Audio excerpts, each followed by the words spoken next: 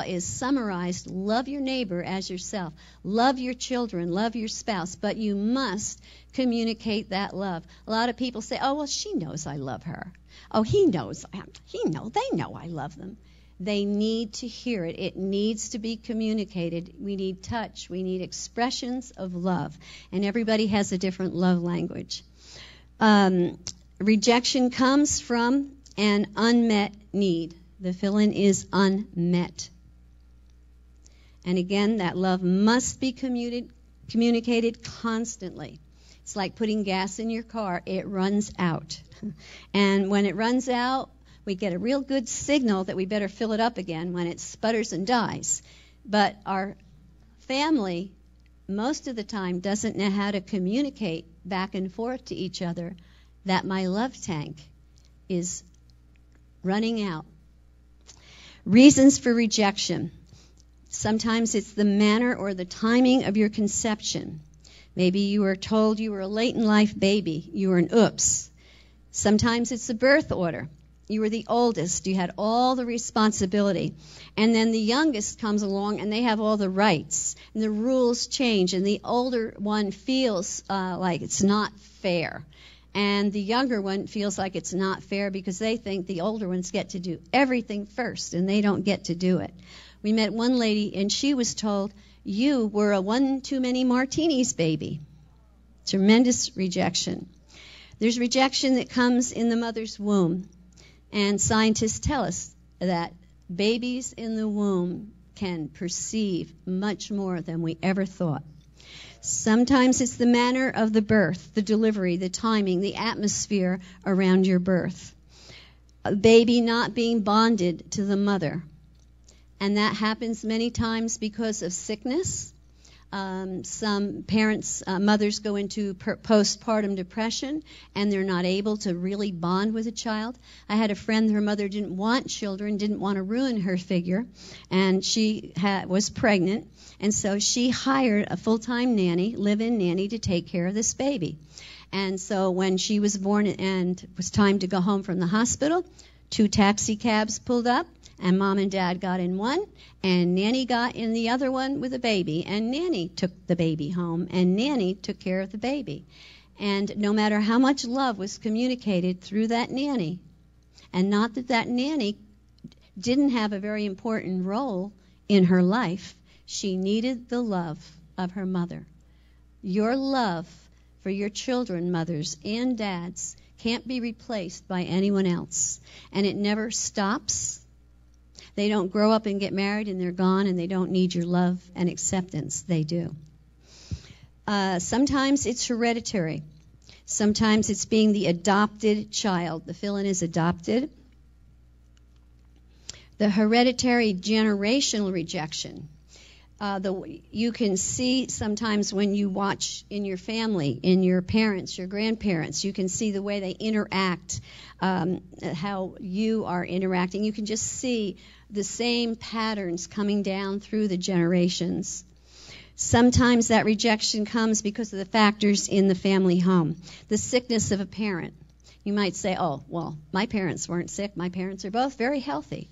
How do you know when you're just a little child that your mom didn't have migraine headaches or allergies or sinus problems, and she had headaches? So she's like, go out and play, no, I'll tell you when to come in. Just go play and play. Go back in the, go to the neighbor's house. And you kind of felt pushed away and didn't know why.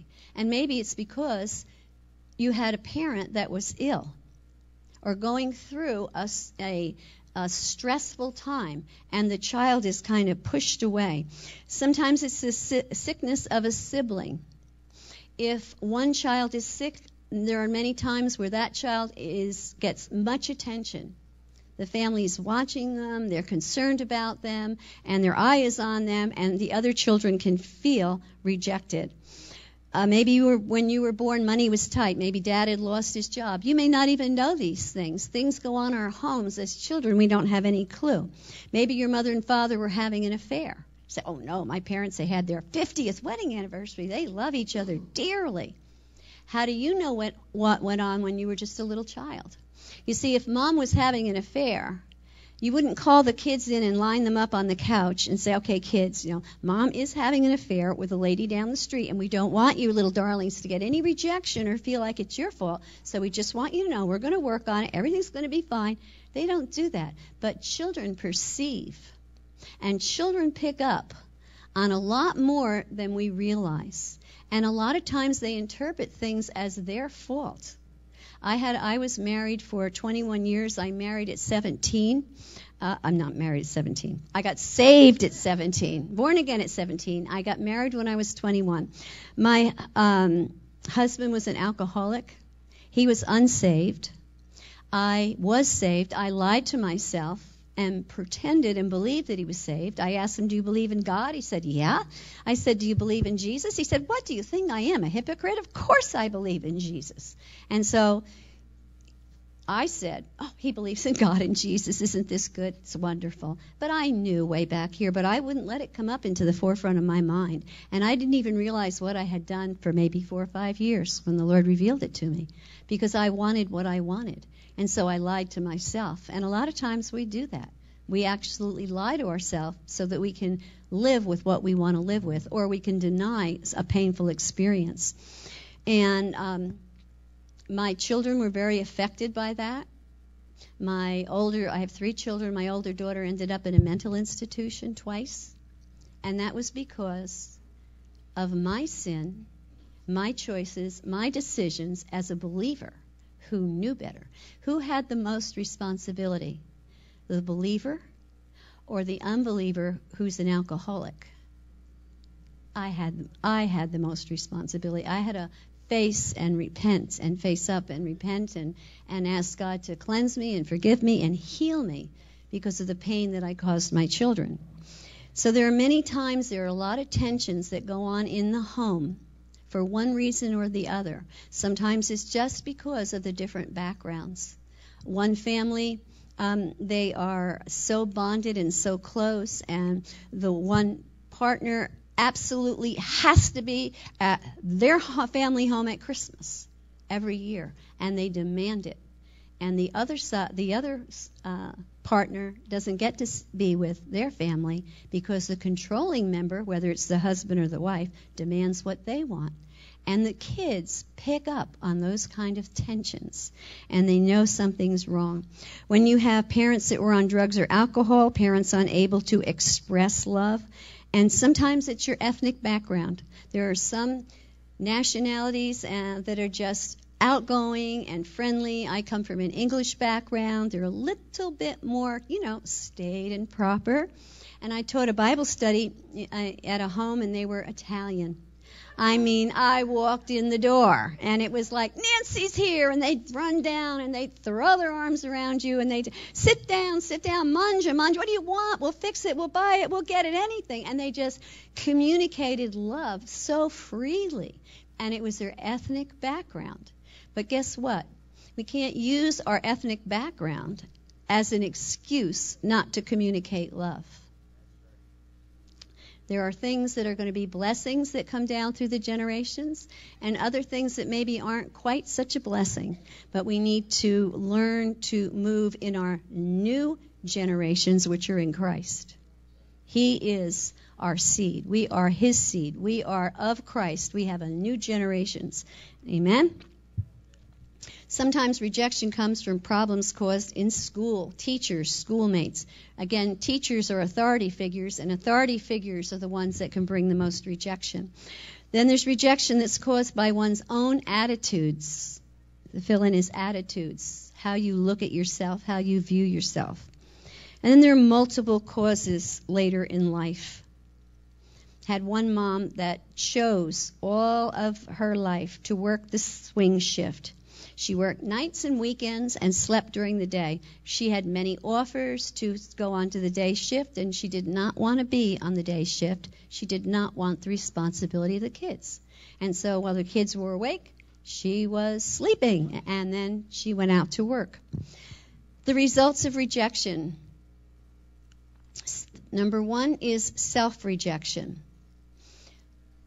Maybe right there on your paper, you might want to draw a circle and write in it love.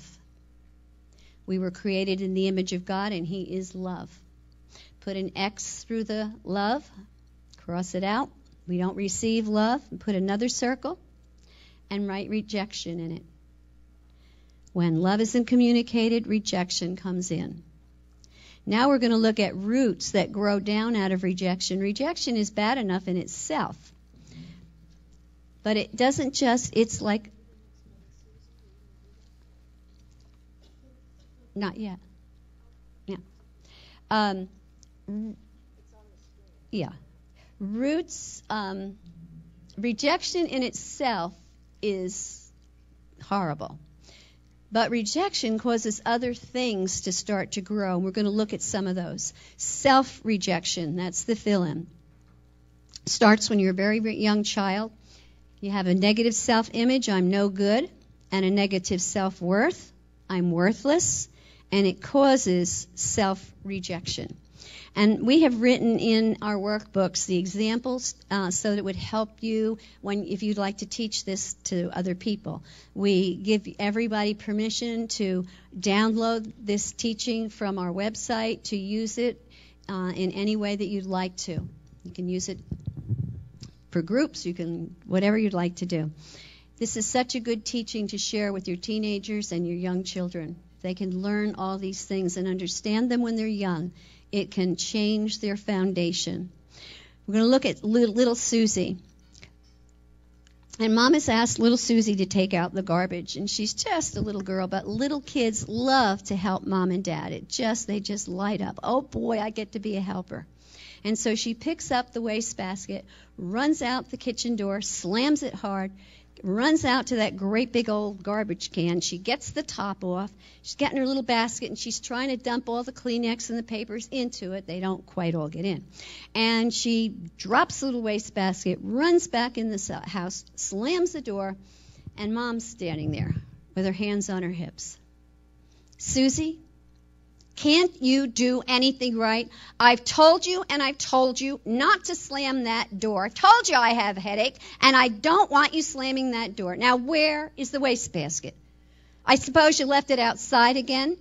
Get out there and get that wastebasket. Make sure you didn't drop anything on the ground, and be sure to put the top back on the garbage can. It's supposed to rain tonight, and we're going to have another mess, so put the top on the can. And Susie goes out the door. And she said, I'm Susie. This is hard. Okay, don't slam the door. Don't lose any garbage on the ground. Pick it all up. Make sure all of it gets in the can. Put the top back on the can. Don't forget the wastebasket. Don't step in the mud out there. Oh, no, don't step in the mud by the garbage can. Make sure you bring the wastebasket back. Oh, don't slam the door. I'm Susie. This is too hard. It's too much. I can't do it. And Susie starts to reject herself. But Mom can react in a different way. And when Susie comes in, Mom says, Susie, honey, thank you for taking out the garbage, honey. You are the best garbage taker-outer in the whole house. And Susie goes, I'm Susie. I'm the best garbage taker-outer. Honey, did you forget the wastebasket? Please go get the wastebasket for Mommy. Don't slam the door, honey. Remember, I have a headache. Susie skips out there to get that wastebasket. And she says, I'm Susie. I'm the best garbage taker-outer. And she's developing a feeling of self-worth. There's a third way that parents react that most parents are unaware of.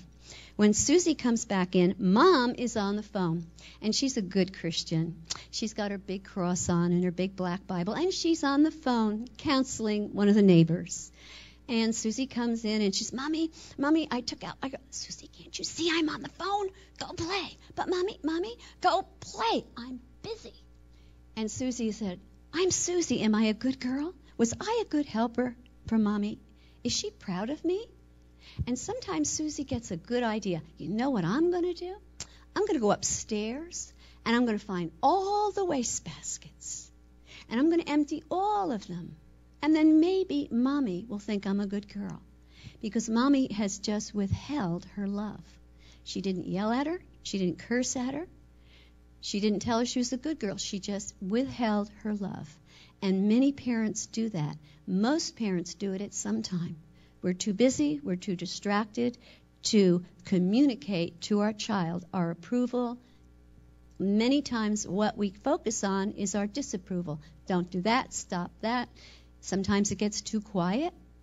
Got to go see what's happening. It's really quiet around here. And we go in and we're negative. It's very important to communicate love. Roots that grow. What's that?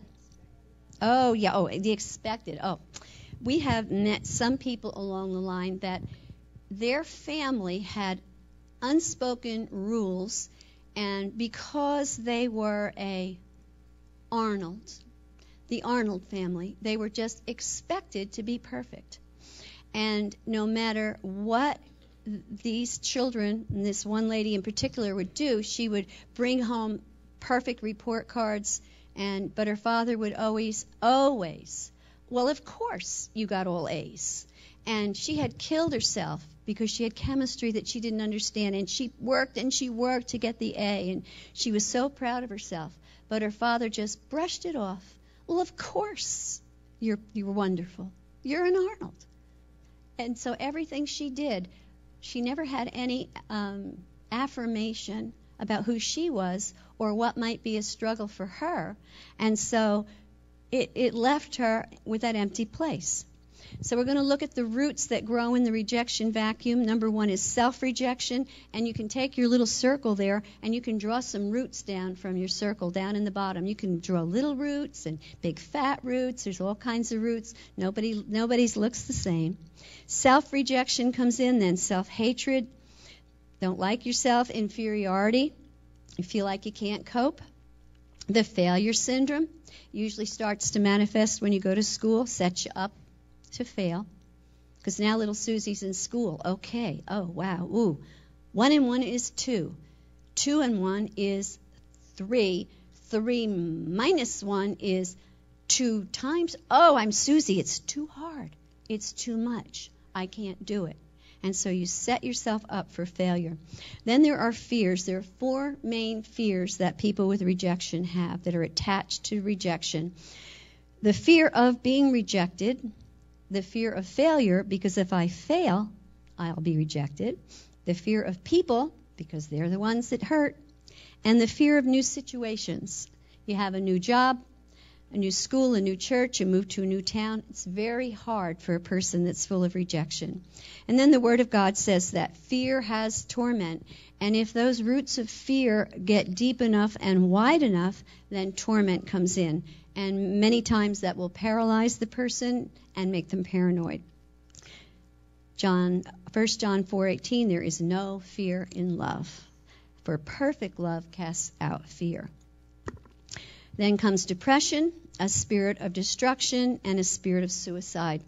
Not everybody has all of these roots. Everybody's roots look differently. If you grew up in a home that was full of fear, if you had a parent that was full of fear, they probably communicated that to you, and so the fear root would be very deep. In others, there wasn't a lot of fear in the family itself, so maybe that isn't quite as big of a problem. See the results in the person's life. The fill-in is results. The person may withdraw and become a hermit or a loner. And most people don't do that. When I look back to high school years and think of how many were really loners, there might be shy people, but a real loner, not too many. Most people do the opposite. They find their worth and identity through a self-made image. And the image is pride. Pride compensates for rejection. And pride grows in the rejection vacuum. The fill-in is grows. And Judy is going to explain to you the ingredients of pride.